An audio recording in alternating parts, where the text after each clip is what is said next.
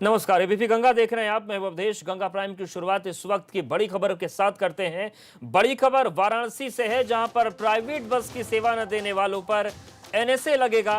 DM के आदेश नहीं मान रहे प्राइवेट बस मालिक। डीएम के आदेश पर 369 बस मालिकों पर एफआईआर। वाहन चालकों ने जिलाधिकारी को 100 बसें नहीं दी थी, जिसके बाद अब यह तय किया गया है कि जो लोग अपनी बसेस नहीं दे रहे हैं उन पर एनएसए यानी कि रासुका लगेगी। और जिलाधिकारी के आदेश के बाद प्राइवेट बस मालिक टाल मटोल कर रहे थे। नीतीश हमारे साथ जुड़ गए हैं। नीतीश, ये पूरा मामला क्या है? जो प्राइवेट बस मालिक है वो बस क्यों नहीं देना चाहते हैं? अवधेश, बेलगाम है ये प्राइवेट बस के संचालक और मालिक। जो प्रथम दृष्टया जो मामला सामने आया है, वाराणसी के जिलाधिकारी ने लगातार ये बात कही है कि हमारे ऊपर जो यात्री हैं उनका दबाव लगातार बढ़ता जा रहा है और ऐसी स्थिति में मात्र 100 बसें हमें चाहिए जो प्राइवेट में चलती थी। आपको बता दें कि 250 से 500 बसें जो है यहाँ पे हैं और जिसमें 250 बसें जो अनफिट हैं वो हैं, लिहाजा 250 बसें अभी भी फिट की स्थिति में है और इसमें 100 बसों की मांग की गई थी। और जो वाहन के जो स्वामी हैं उनका ये कहना था कि हमें ड्राइवर नहीं मिल रहे हैं। रोहित स्वामी ये कहते हैं कि हमारे बस की में कोई खराबी आ गई है। लेकिन इन सारी बातों का हल वाराणसी के जिलाधिकारी ने निकाला था। उन्होंने कहा था साफ तौर पे कि आप आइए, हमारे गैराज में अपनी गाड़ी को बनवाइए और इसके बाद बसों का संचालन कीजिए, आम जनता की सेवा कीजिए। जो यात्री आ रहे हैं बाहर से, जो श्रमिक आ रहे हैं उनकी सेवा कीजिए, लेकिन किसी भी कीमत पर ये प्राइवेट बस के संचालक। बिल्कुल नीतीश, एनएसए की कार्रवाई कर दी गई है या अब की जाएगी? चेतावनी है ये। आपको बता दें कि अभी ये वाराणसी के जिलाधिकारी की साफ तौर पर चेतावनी है। 369 लोगों के खिलाफ इन लोगों के खिलाफ एफआईआर दर्ज करा दी गई है और अगर इन लोगों ने अपनी बसें नहीं दी, अगर किसी भी कीमत पर अपनी बसें नहीं लाई तो इन पर एनएसए लगाया जाएगा। वाराणसी के जिलाधिकारी का साफ तौर पर यह कहना है कि किसी भी कीमत पर यात्रियों की सुविधाओं का जो ध्यान नहीं रखेगा उसे बख्शा नहीं जाएगा। अवधेश, बिल्कुल शुक्रिया नीतीश जानकारी के लिए। तो इस वक्त की बड़ी खबर, प्राइवेट बस संचालकों से जिलाधिकारी ने कहा था कि यह संक्रमण का काल है और बसेस की जरूरत है, लेकिन अब जो लोग आनाकानी कर रहे हैं उनके खिलाफ रासुका के तहत कार्रवाई की जाएगी। और कोरोना संकट की वजह से उत्तर प्रदेश के मजदूर और कामगार लगातार वापस उत्तर प्रदेश लौट रहे हैं। यूपी सरकार ने कहा है कि मजदूरों को वापस बुलाने के लिए बाकी राज्यों को सरकार की इजाजत लेनी पड़ेगी। लेकिन उत्तर भारतीयों के विरोध के लिए मशहूर राज ठाकरे ने कहा कि मजदूरों को भी वापस महाराष्ट्र आने के लिए इजाजत लेनी होगी। लेकिन अब वापस लौटे मजदूर यूपी में रोजगार मिलने खुद वापस लौटने के इच्छुक नहीं दिख रहे, जबकि कुछ मजदूरों का कहना है कि वो देश में कहीं भी जाकर काम करने के लिए आजाद हैं। वहाँ की सरकार एकदम कुछ कर ही नहीं रही थी हम लोगों के लिए। जब खाने के लिए हम लोग निकलते थे बाहर तो पुलिस वालों को मार खाते थे, वापस चले आते थे। खेती बाड़ी मजदूरी कर लेंगे पर महाराष्ट्र वापस ले जाएंगे।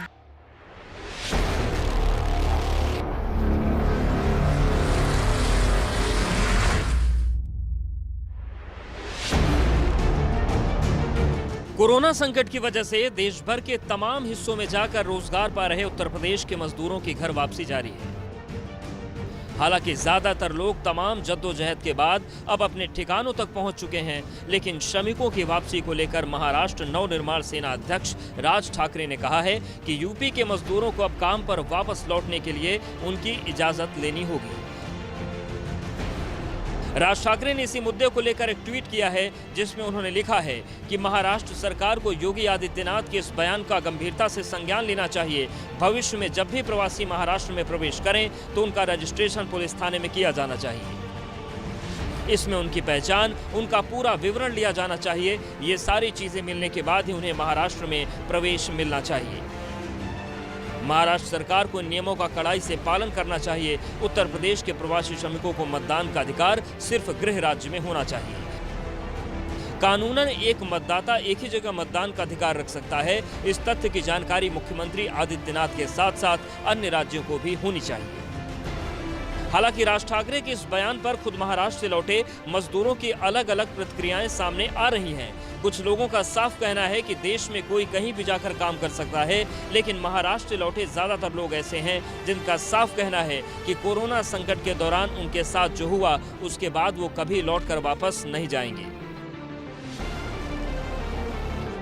हमारा जो माल पड़ा उधर वो देना चाहे तो दे सकते, नहीं तो हम तो जाएंगे ही। जब इधर से जाने को मिलेगा तब जाएंगे। अरे जब यहाँ मेरे काम नहीं मिलेगा तुमको जाने पर, मेरा देश है, सब कुछ है, जाने पड़ेगा ना, जाएंगे काम करेंगे। जी हम महाराष्ट्र मुंबई तो जाएंगे नहीं, अब जहाँ अपने यहाँ गांव में है खेती बाड़ी मजदूरी कर लेंगे, पर महाराष्ट्र वापस नहीं जाएंगे। अभी तो हम अपने मतलब गांव में किसी की खेती बाड़ी करेंगे, मजदूरी काम करेंगे, पर मुंबई नहीं जाएंगे।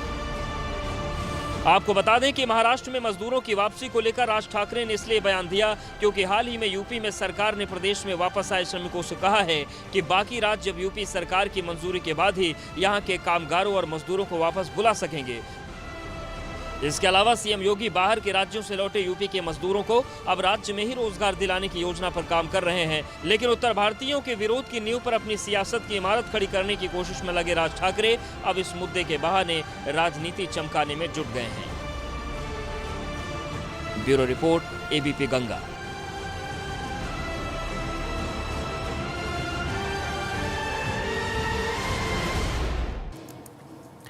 और आगे बढ़ते हैं। बिजनौर में गंगा नदी में 3 युवक डूब गए। ये युवक नहाने के लिए गए थे लेकिन पानी में डूब गए। गोताखोरों की मदद से 2 को निकाल लिया गया है। जलालपुर गंगा घाट का ये मामला है।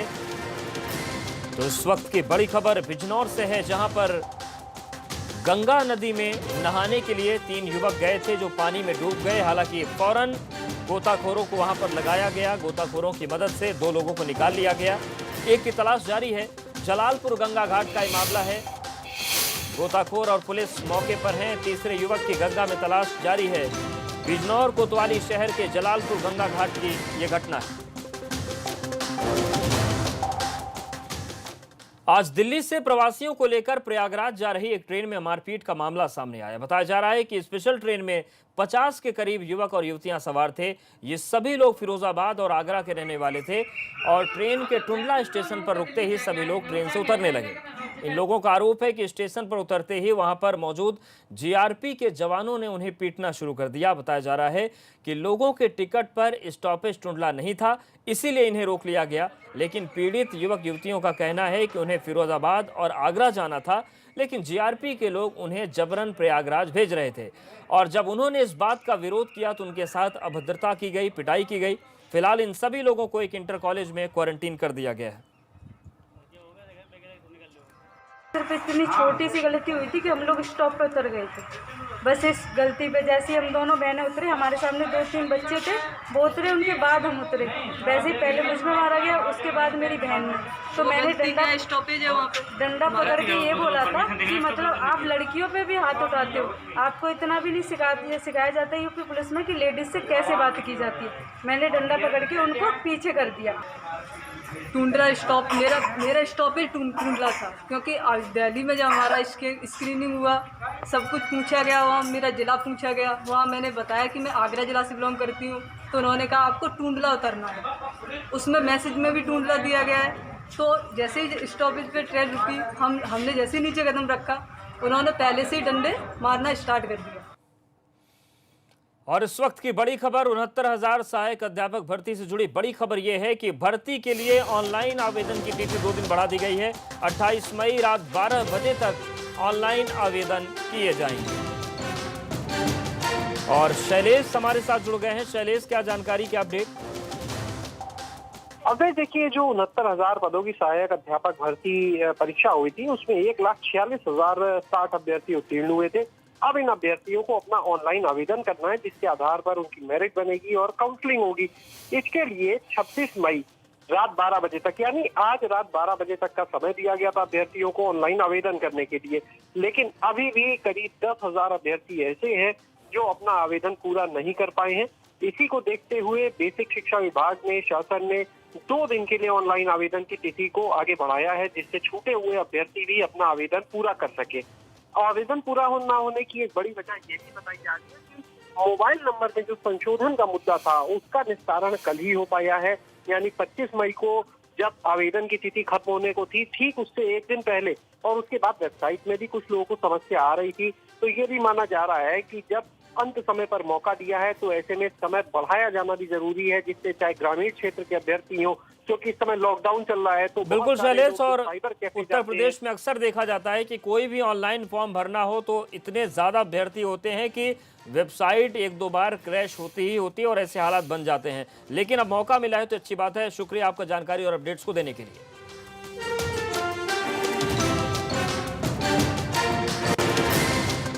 और इसी मामले को लेकर एक और बड़ी खबर है। 69,000 सहायक अध्यापक भर्ती से जुड़ी जो खबर है ये कि अध्यापक भर्ती में प्रश्नों के गलत उत्तर पर एक याचिका लगा दी गई। इलाहाबाद हाईकोर्ट में दाखिल याचिकाओं पर सुनवाई कल होगी और नए सिरे से मेरिट लिस्ट बनाने की मांग की गई है। घोषित परिणाम को रद्द किए जाने की मांग है। प्रयागराज से मोहम्मद मोइन हमारे साथ जुड़ गए हैं। मोइन, जिस तरीके से याचिका लगी है और जहां तक याद आ रहा है कि ये खबर आई थी कि जो कुछ गलत उत्तर थे उनके शायद नंबर सभी को बराबर दे दिए गए थे, क्योंकि कोई और मामला था वो। जी बिल्कुल, दरअसल जो 69,000 सहायक अध्यापकों की भर्ती प्रक्रिया शुरू हुई थी वो शुरू से ही विवादों के घेरे में थी। जो परीक्षा नियामक प्राधिकारी है जिसने ये परीक्षा कराई थी, उसने माना था कि जो 3 सवाल हैं उनके गलत विकल्प दिए गए थे, इस आधार पे सभी को बराबर नंबर दे दिए गए थे। लेकिन जो अभ्यर्थी उनका कहना है कि नहीं, 2-3 सवाल और हैं जिसमें कंफ्यूजन है, जिसके गलत आंसर दिए गए हैं। तो उन्हीं मामलों को लेकर के तमाम अभ्यर्थियों ने इलाहाबाद हाईकोर्ट में रिजल्ट जारी होने के बाद अलग अलग अर्जियां दाखिल की हैं और अब तक 1000 से ज्यादा लोग हाईकोर्ट का दरवाजा खटखटा चुके हैं। तो इलाहाबाद हाईकोर्ट ने सारी अर्जियों को क्लब कर दिया है और क्लब करके कल इन मामलों में जस्टिस प्रकाश पाटिया की जो सिंगल बेंच होगी वो इन मामलों में सुनवाई करेगी। अदालत के सामने जो याचिकाकर्ताओं की दलील है वो रखी जाएगी, वो उनके वकील के जरिए वीडियो कॉन्फ्रेंसिंग के जरिए उनका पक्ष रखा जाएगा। उसके बाद ये अदालत को तय करना है कि ये याचिकाएं सुनने लायक हैं या नहीं है, इन्हें मेरिट पर सुना जाए या कि मेरिट पर सुनने से पहले ही इन्हें खारिज कर दिया जाए। अगर अदालत को लगेगा तो उत्तर प्रदेश सरकार से भी जवाब मांगेगी। हालांकि जो मांग है अभ्यर्थियों की तरफ से कि पूरा रिजल्ट निरस्त किया जाए, नए सिरे से पूरा रिजल्ट जारी किया जाए, नए सिरे से मेरिट बनाई जाए, तो अभी अदालत को तय करना है कि वो आगे इसमें क्या दिशा निर्देश जारी करता है, क्या आदेश जारी करता है। शुक्रिया आपका जानकारी और अपडेट्स को देने के लिए। कानपुर देहात में एक मजदूर का परिवार पिछले 40 दिनों से अपना घर छोड़कर खेत में रहने को मजबूर है। बताया जा रहा है कि कुछ दबंगों ने मजदूर के परिवार को उसके घर से भगा दिया। परिवार का आरोप है कि कई बार शिकायत करने के बाद भी पुलिस ने आरोपियों के खिलाफ मामला दर्ज नहीं किया, क्योंकि इस मामले में एक स्थानीय नेता पुलिस पर दबाव डाल रहा है। ये मामला जिले के पुवाया इलाके के बंडा थाना क्षेत्र का है, जहां इस परिवार के पड़ोस में रहने वाले एक शख्स ने उन्हें मारपीट करके घर से भगा दिया था। परिवार ने 9 और 15 मई को 2 बार तहरीर दी थी, लेकिन पुलिस ने जब इस मामले में कोई कार्रवाई नहीं की तो एक शख्स ने अफसरों को पूरी घटना की जानकारी दी, लेकिन अब तक इस परिवार को इंसाफ नहीं मिल सका। तो हम लोगों ने बाबूजी लिखल के गाँव जब बजे तो हमारे उनकी जान बची। की घटना है, इसमें पिता और पुत्र के बीच में आपसी मारपीट की है। मामले को संज्ञान में ले लिया गया है और पीड़ित पक्ष और उसके उभय पक्षों के बीच में जो कार्रवाई होगी वो किया जाए। कोरोना महामारी के खतरे को रोकने के लिए बाहर से आ रहे प्रवासी मजदूरों को गांव में प्रवेश करने से पहले क्वारंटीन में रहना अनिवार्य कर दिया गया है। गोंडा में मुंबई से लौटे एक शख्स ने इन दिनों खुद को खेत में बने मचान पर क्वारंटीन कर लिया। इस शख्स का नाम संगम लाल है, जो मुंबई में काम करता था और हाल ही में वहां से लौटा था, जिसके बाद उसकी जांच कराई गई और क्वारंटीन होने के निर्देश दिए गए थे। जिसके बाद अपने परिवार और बच्चों की सुरक्षा को देखते हुए इस शख्स ने खुद को खेत में ही क्वारंटीन किया हुआ है। नाम संगम लाल है, बम्बई से आए हैं और ये डायरेक्ट मचानप आए हैं। तब ये मचानप प्रधान हमें कहने की दूरी बनाए रखो, तब से यही हैं। अब अगर काम काज कोनो वस्तु है तो यहाँ हम काम वाम करे लिए सुविधा देखा चाहिए था, हम बाहर नहीं जाए चाहिए था। अगर कुछ व्यवस्था हुए तो ठीक है, करेंगे इधर ही। और देश में जैसे जैसे कोरोना टेस्ट बढ़ते जा रहे हैं वैसे वैसे मरीजों के आंकड़े भी तेजी से बढ़ रहे हैं, लेकिन अगर जांच रिपोर्ट में ही गड़बड़ी होने लगे तो ये कैसे पता चल सकेगा कि कौन वाकई कोरोना संक्रमित है और कौन नहीं। ऐसा ही एक मामला मेरठ से सामने आया, जहां एक प्राइवेट जांच लैब की कई रिपोर्ट गलत पाई गई और अब उस लैब के खिलाफ कार्रवाई की तैयारी की जा रही है।